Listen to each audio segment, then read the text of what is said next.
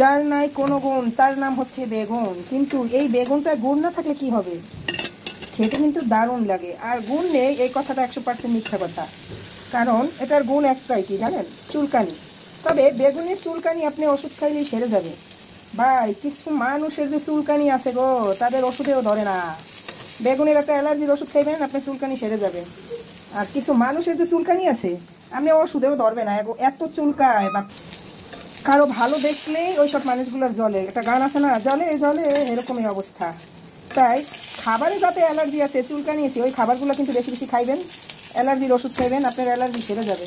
কিন্তু যেই মানুষগুলোর কথায় অ্যালার্জি, সেই মানুষগুলোর কাছ থেকে যতটা সম্ভব দূরে থাকবেন, বুঝছেন? মানুষের অ্যালার্জি হচ্ছে সবচেয়ে খারাপ, ভয়ানক। মানুষ হচ্ছে সামনে একরকম, পিছনে একরকম।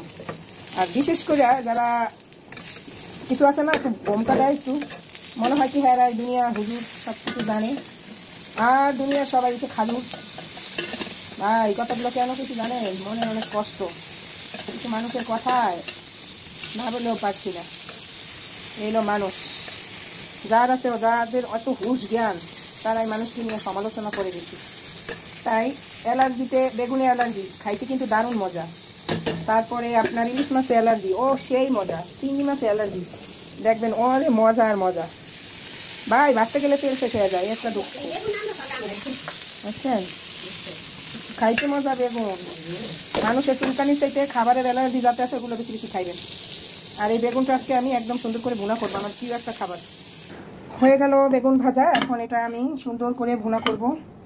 বেগুন ভাজার পর্ব শেষ হয়ে গেছে। বেগুনের চচ্চড়ি, চুলকানো বেগুনের চচ্চড়ি। আমি বেগুনটাকে কিন্তু ভেজে নিচ্ছি, একদম শুকনো শুকনো করবো। আর এটা আমি শীত আসলে মানে সবসময় খাই, মানে খেতে পছন্দ করি আর খাই। ঠিক আছে, আমার মতো যারা এরকম বেগুন খেতে পছন্দ করেন, তাদের কাছে তো অবশ্যই ভালো লাগবে। আর যারা বেগুন খেতে পছন্দ করেন না, তাদের কাছে তো ভালো লাগবে না, এটা হলো বাস্তব কথা। এই যে দেখছেন, একদম বেগুনটা চাক করে ভাইজা একদম শুকনো শুকনো করে ফেলছি। এই যে দেখেন, তেল দেখা যাচ্ছে শুধু। এটা দিয়ে পাশ দিয়ে নিয়ে ভাত খেতে, গরম ভাত বলেন, ঠান্ডা ভাত, যে কোনো কিছু দিয়ে খেতে খুব ভালো লাগে। বিশেষ করে কালো বেগুনটা একটু ভালো লাগে বেশি।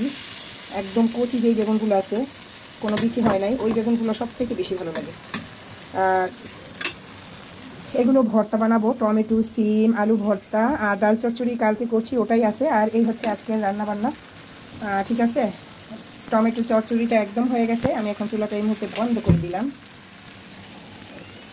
শীতের দিনটা কেন ভালো লাগে জানেন? এরকম যেন ধুমা উঠে না খাবার থেকে, এই জিনিসটা আমার কাছে দারুণ লাগে।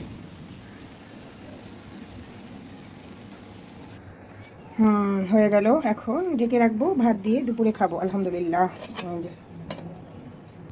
টমেটোটা ভর্তা দিলাম একদম জাল কমিয়ে, কারণ এটা আস্তে আস্তে সেদ্ধ হবে। ঢেকে দিলাম। এদিকে আলু আর সিম সেদ্ধ দিলাম। টমেটোটা কিন্তু আমি একবার উল্টাই দিয়ে গেছি, এটা শুধু হাতে ডলে বানাবো ভর্তাটা।